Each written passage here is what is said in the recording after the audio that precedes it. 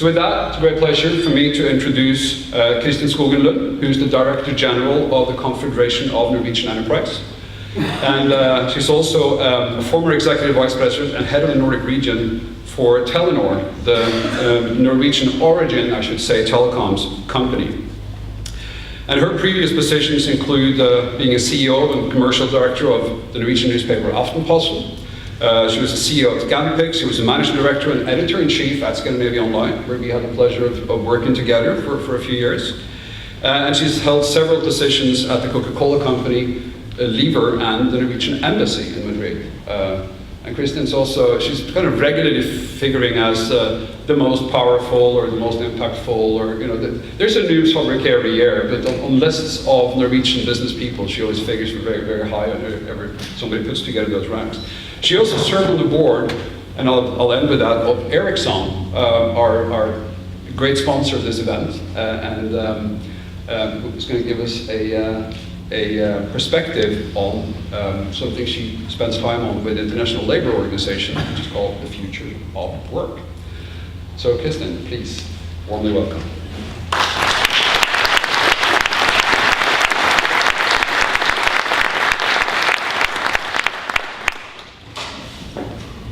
Well, thank you so much, Birger. It's such a pleasure to be here. I spent all day yesterday enjoying all the beautiful places in Seattle and the sunshine and everything. And they say it always rains here, but I've been here several times now and it's always sunny. So I love it. And I don't know if I'm going to speak precisely on the subject of the future of work, to be honest. I put together a speech of some sort of, I guess, contemplations of current times and how we can deal with it and how we best can try to navigate and lead through some of the change that will be necessary.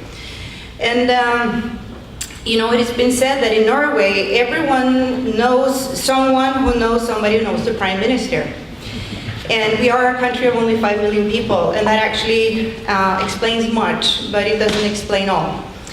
We are also a country characterized by a very high level of trust. I think that's a social bond that has been passed down through the generations of people who had to survive in very harsh environments far up north.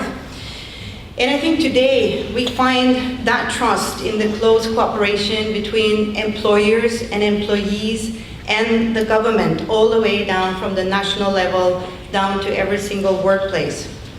We have a coordinated wage setting model based on exporting industry's need for sustainable wages, but it also ensures competitiveness for business while at the same time a good distribution of wealth at an 80-20 rate between labor and capital, and we have managed to keep that amazingly stable over the last decades.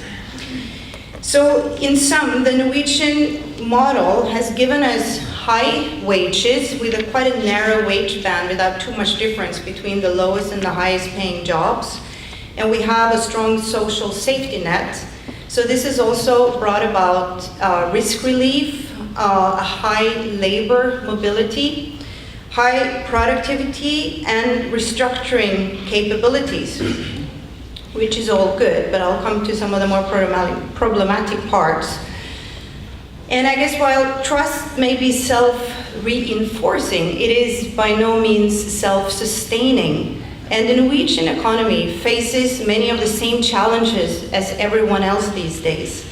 We see economic challenges, we see the global shifts in economic power from the north to the south, from the west to the east. We see demographic changes, aging population, migration, borderless labor markets, more and more struggling and marginalized groups who can't find their place. There is the path to the low-emission society with absolutely necessary but also very challenging demands from Paris Agreement and the UN Sustainable Goals. And then there's the underlying and massive technological change with digitalization and automation affecting both how we work and actually what jobs we will have. And of course, change has always been part of society, but there is something about these current winds of change. I mean, they're maybe stronger and more abrupt somehow than what we have been used to handle. And I would say especially the dual onset of globalization and digitalization heavily impacts the labor market, with a relative decrease in the demand for middle-skilled jobs and a higher demand for low-skilled labor and high-skilled labor, respectively. And over time, this greatly affects the distribution of wealth and the opportunity in the population.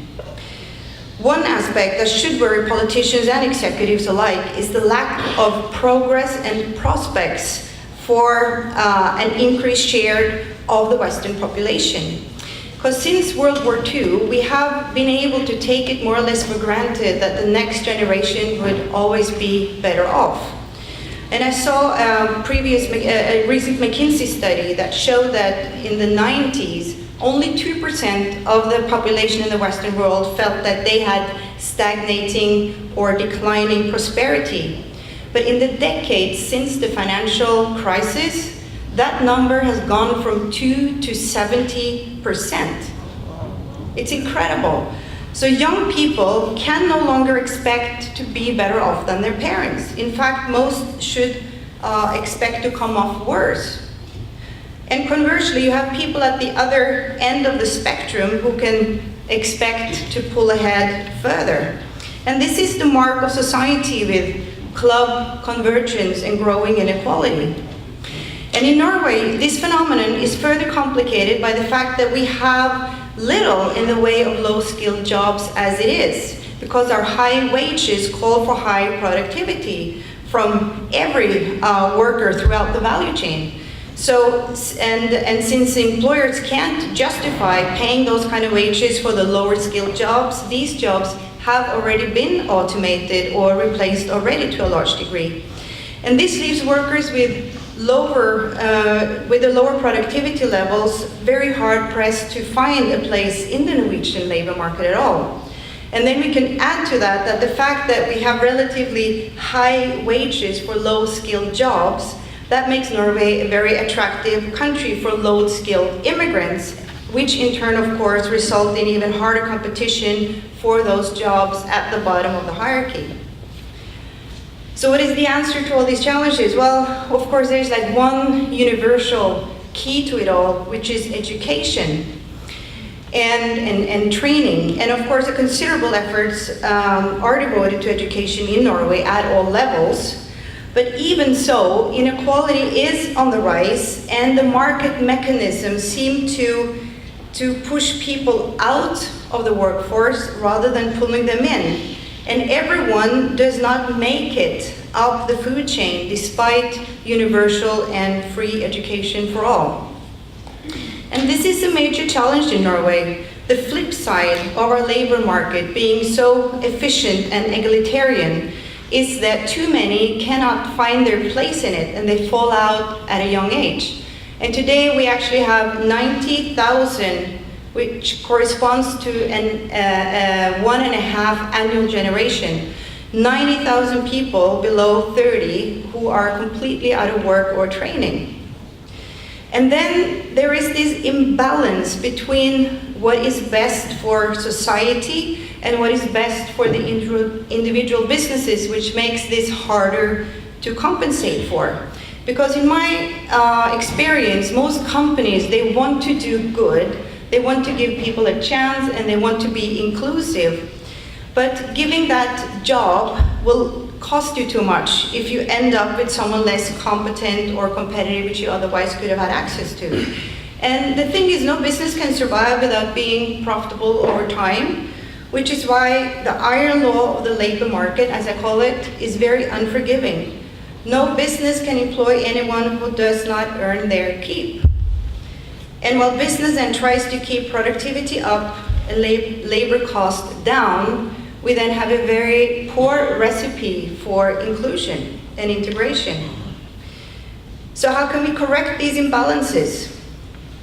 Well, we might be able to learn something from our first female prime minister, Gro Harlem Brundtland, who was a prime minister in the 80s.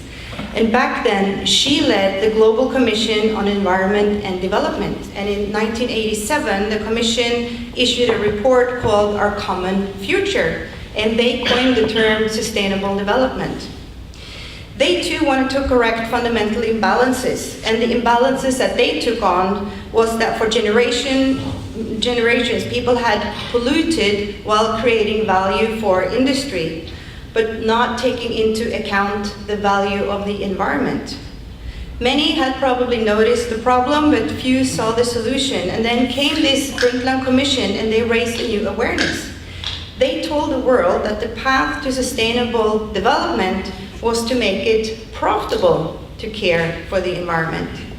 It wasn't simply business responsibility to take care of the environment.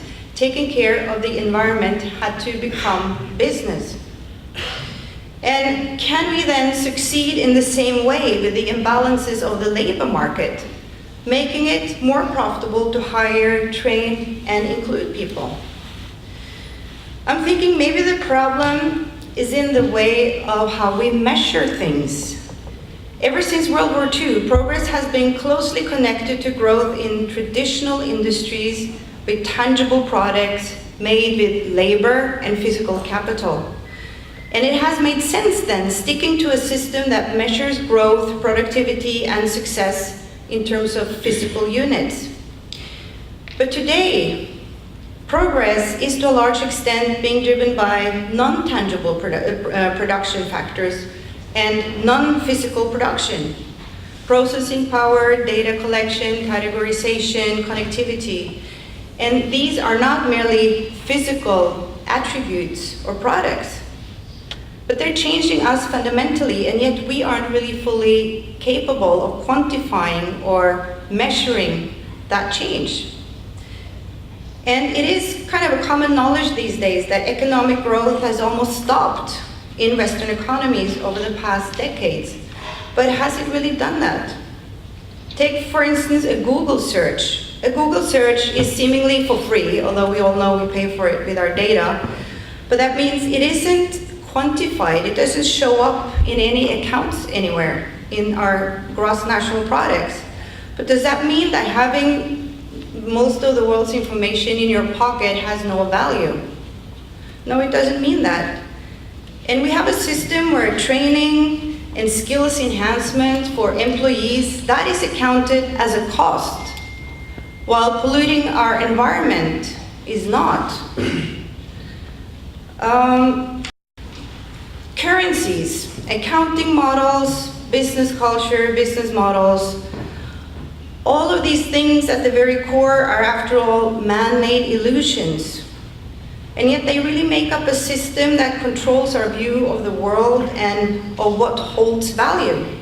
So what if our system hasn't kept up with the world, with production and value creation? And what if our old system actually drives inequality in a new era? And you might think it's strange that I, as a business representative, that I'm so concerned about inequality.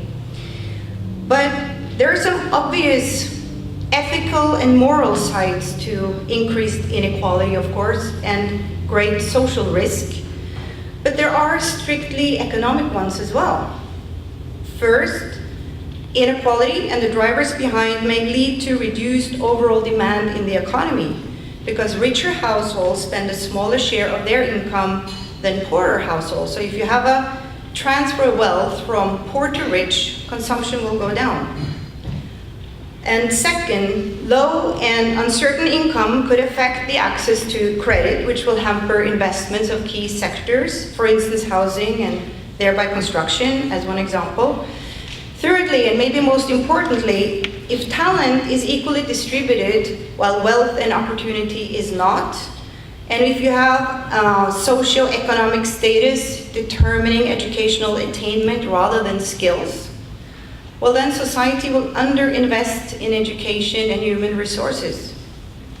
And finally, when all effects are considered, the facts say that, and this is by OECD measures, that an increase in inequality by 1 point measured by the Gini coefficient will decrease GDP per capita by 0.8% over a 5-year period. And we know that we have low growth levels, so this actually says a lot.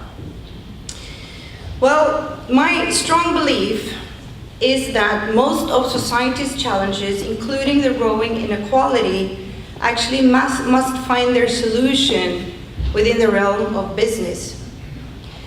And there are, after all, some good news. Global poverty has gone from 40% to 10%, thanks to globalization, which has decreased the difference between countries, although, as I have just spoken about, it has increased the inequalities within countries.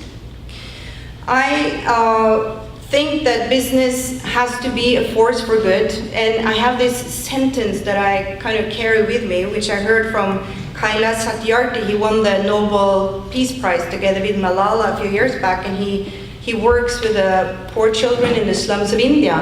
And I heard him once give a speech, and he ended that speech by saying that business solves a lot more of society's problems than we tend to think.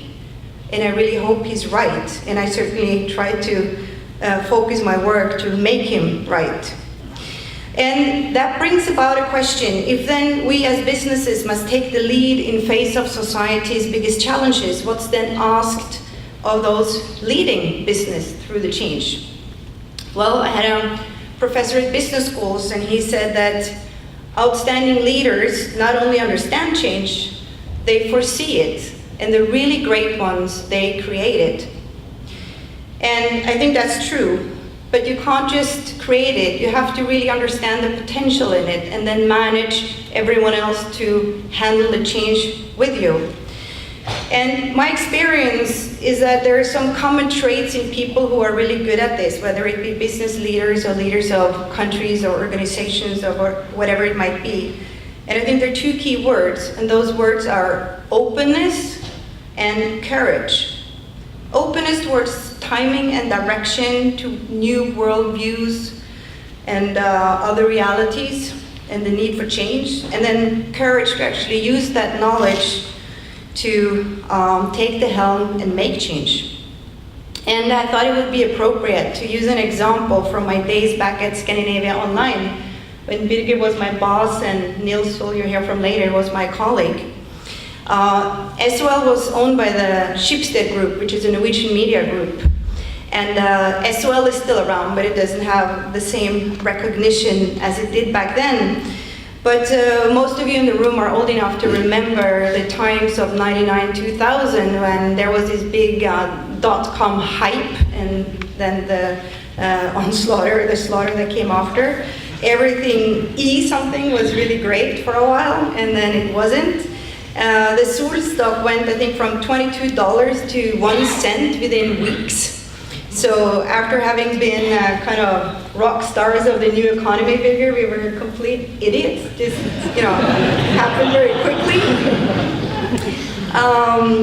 Schibsted, however, what they managed when everyone else sort of pulled back their digital investments, they took the other path, and they realized that, while everything digital obviously wasn't gold, digitalization as such was there to stay and would change the media industry forever. So they made change by changing, and what they did was that they established this online classified service called Finn.no, and I guess to Americans it's kind of both eBay and Amazon in the same company, if you try to explain explain their position in Norway today. And it's so obvious that that was the right thing to do when we look back at it. But at the time, when we were all declared idiots, everyone was pulling back, and you had to make the argument that, yeah, it's really smart to put an ad on this internet service that no one has heard about for 2,000 when you can have the same ad in the paper for 200,000. That was not obvious at the time. It was actually a very difficult argument to make. And here's my first lesson to those who take it upon themselves to lead through change. You have to really understand and take those positions very early, before it's obvious and while it's still very controversial and seen as a great threat to what's making your money today, because change is always less profitable in the beginning. Because if you wait until it's obvious, somebody else has taken that position, and it will probably be impossible to catch up. The second lesson from this little story is that leaders must be able to tell passing storms from lasting climate change. The .com bubble burst was a passing storm, but digitalization was a lasting change. And I think the fact that Schibsted understood the difference and acted upon the climate change and not the storm, that gave them positions that they still enjoy today. Most people act upon the storm. You have to act upon the true change. And if you look at today's political reality, maybe there is some sort of parallel where you could say that Trump and Brexit, maybe they are the storms, and maybe the fundamental climate change is this increase in inequality and decline in trust. Maybe that's what we should try to act upon. The third lesson, which is maybe the hardest, is to understand what really is the true opportunity and value in the change that is occurring. And this is very difficult for us because we as people tend to think in linear ways. We tend to think of, based on what we know and the experience we have, and then the future is a bit faster, higher, more efficient, of the same. But sometimes the future isn't more of the same, it's something entirely different. And that is very difficult. And again, to go back to SOL, and I don't know if Nils will remember this, but we had a young marketing manager there who was not linear as opposed to most of the others. Back then, this was in '98, Google was not even there, I think. It was probably created more or less at this time. And most of us had background from the media business where content was the product, we were good at publishing, and this was the same, we were just publishing on a screen rather than on paper. So this guy, Espen, he came into a management meeting and he said that no, the internet is going to grow so big that the true value is going to be with those who actually control the navigation to the content, which was a very bright thing to say in '98, and again, incredibly obvious today. We didn't really listen to Espen, and I've been thinking about that many times, that if you can't, if you're linear yourself, as most people are, make sure you are surrounded by someone who is not, and then that you actually listen to them when they tell you things like that. And the other day, I had the pleasure of meeting a politician that was actually non-linear, which is very rare. And it was the president of Estonia. They had the EU chairmanship this last trimester or semester. And she said that her vision for Estonia was just like Airbnb is the biggest hotel chain without owning hotels. Estonia have this concept of e-citizenship. And they said, we can be the greatest country without having that many inhabitants. So they're developing a concept where you can be an e-citizen of Estonia, and Estonia will provide what you need as a digital entrepreneur, whether you're Estonian or not, whether you live there or not. It's a cool concept, and it's a very non-linear way of thinking. She also went on to say that maybe in a while, euro is not their currency, maybe it's the data of their e-citizens, another disruptive thought. Anyway, those were some lessons about leading through change, but then we have to look at the other side of the equation, look at the employees. And here, one key phrase is lifelong learning, which is becoming more and more important. And here, actually, I think we can brag a bit about ourselves, Norway, Sweden, and Denmark, because we are at the very top when it comes to what's called discretionary learning. And we have little hierarchy, we have flat organizational structures, which means that our working life is dominated by employees who themselves take initiatives for problem solving, which again gives a lot of on-the-job training. We see this in results because we have this PISA measure that measures students' capabilities, and we are quite average. Then we have another measure which is called PIAC, and it measures grown-ups' skills and competence, and we are at the top of the pops there. And what's happening in the meantime is that people have had this learning experience in our working environments. I think lifelong learning is absolutely key going forward, and you actually learn the most by doing new things. So mobility in the labor force is also crucial. The other word I mentioned there is this thing about empowerment. I think organizations are a lot more robust to change when they put emphasis on employee empowerment.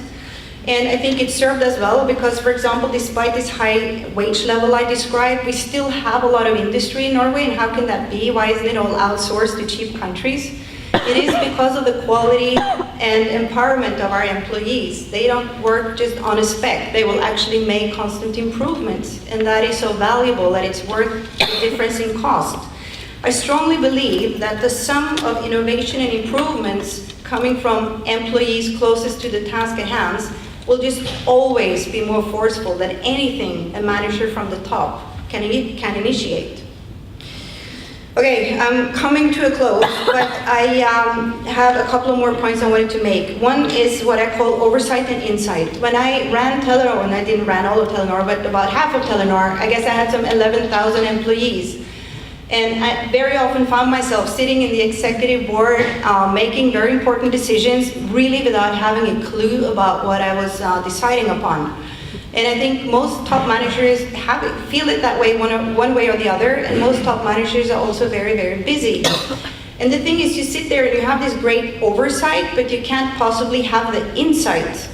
And the people who have the insight, they very often do not have access to that oversight.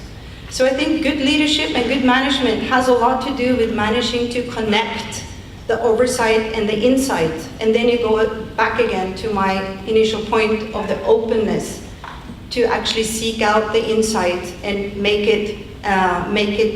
allow it to come to the oversight. And the final point I wanted to make to you is that I believe that this openness and ability to listen has a lot to do with also gaining insights into different worldviews. I think that will be a significant asset going forward for all people, be it politicians, executives, or employees.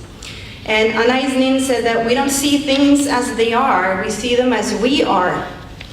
And that's true, but we also have to remember that no one really owns the truth anymore these days. We cannot pretend that an elite of few can lay plans for the future for the world and decide how society shall meet this change that we're faced with, because that's not going to work.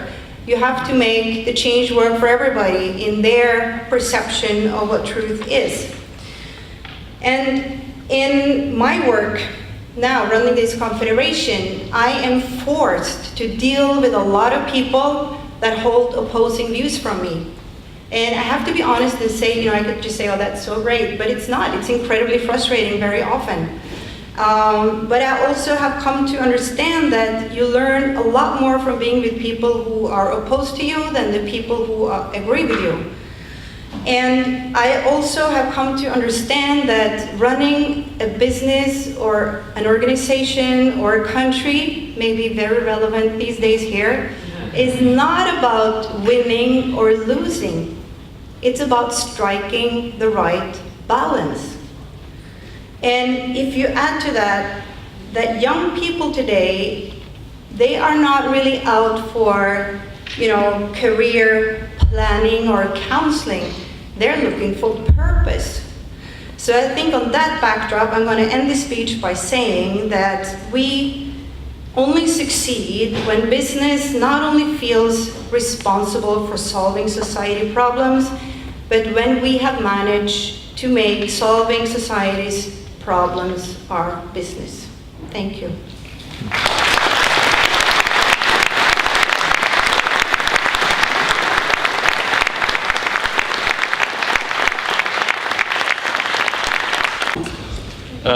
You didn't tell me about this. Actually, I agreed with Anita that this is how it's going to work. So that was the insight and the oversight part.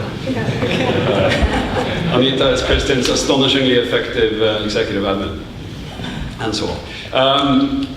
So tomorrow, even today, we're going to be connecting with a representatives of some of those henchmen of the apocalypse, if you will, some of those companies that drive the twin onslaught of digitalization and globalization.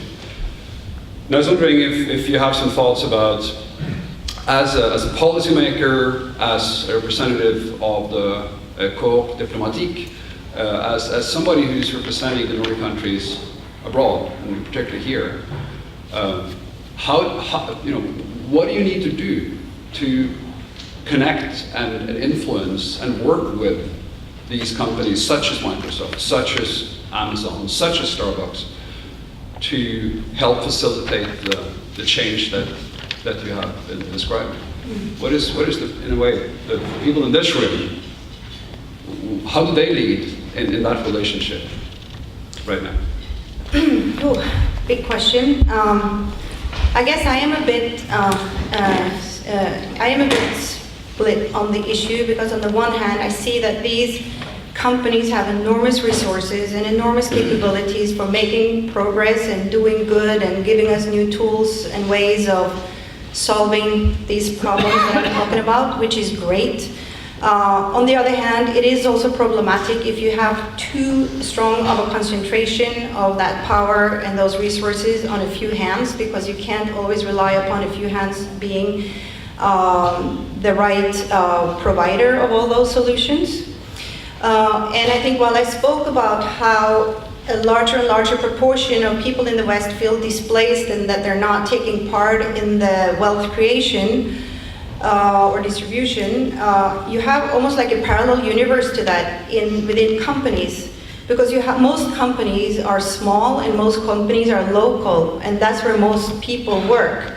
And they don't have that same ability to adjust to international tax regimes and whatnot. And they hence end up with a stronger and stronger part, or larger and larger part of the burden for carrying the cost of welfare and social safety nets. And that is not going to be sustainable unless we manage to change that, actually. So I think these few companies have an enormous responsibility. They do great things in terms of technical progress. I think maybe they need to do more in terms of social progress. Hope I didn't offend anybody by saying that. Okay, any other questions for Kristin? Jay. Thank you. If you would like to introduce yourself briefly before asking the question. Jay Bruns, former American diplomat and currently at the University of Washington Scandinavian Studies Department. Very interested in your comments about how to figure out what to do more on the environment for businesses, because and you suggested that it's not just kind of a one-for-one relationship, that there's somehow you're going to have to figure out how to find value as you go forward. And I know a little bit about this, having worked in the private sector for a very large company as their point person on environmental stewardship, and know kind of the limits. So, I mean, do you have a kind of a more concrete concept of how Norwegian or Nordic businesses will be able to push forward on environment when the payback is not so clear sometimes? Right.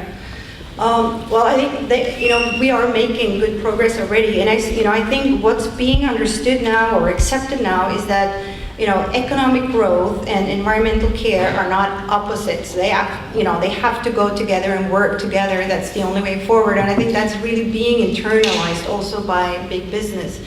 I think some countries have had more progressive climate policies than others, and you could say that, of course, then you can say by going first, you hamper your own competitiveness in a sense. But you see very much what's happened is that those companies have been forced to innovate faster, and you have had a lot of secondary effects of being more environmentally friendly. They're also often much more productive and efficient. So it has paid off. And now when you see an increase in environmental policies coming, those companies are just so much better positioned in a new world of new targets. I think that is being accepted, that it's an advantage, it's not simply a cost. But I think what this world really, really needs is a high global price on carbon. And before we get there, we will not really get a universal system that will ensure that it will always pay off to pay attention to the environment.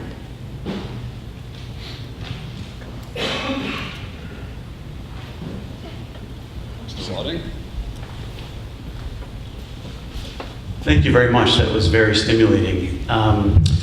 You spoke eloquently about the relationship between higher wages on the one hand and higher overall consumption, and the net benefit to the economy, which you have proven so well in Norway and the Nordics. We have some people here in Seattle that are trying to make that case as well. But so far, we're not being very successful. And I'm just curious, from your perspective, how we can communicate that more effectively so that it can change policy more broadly. Yeah. Ooh.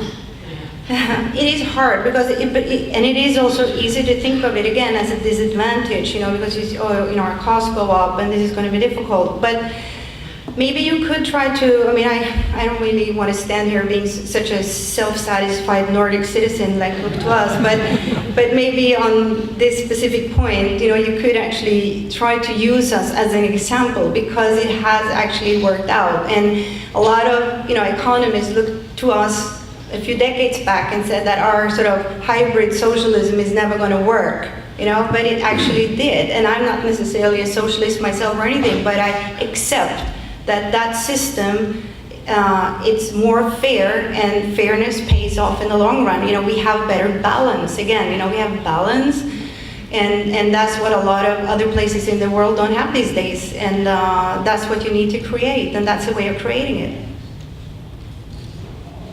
One last question. Can I take that? Today. And remind you to introduce yourself. Yeah. Knut Gustavsen with eSmart Systems, coming from Norway. I've taken up the task from eSmart to kind of expand eSmart into the US, so take it globally.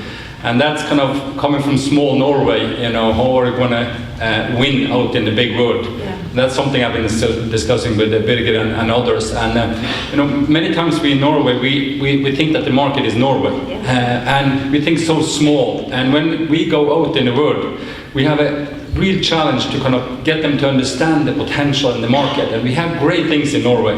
We invent things, we are rock stars in technology, but kind of seeing the big market and seeing that, that's a challenge, and that's something I'm struggling with every time.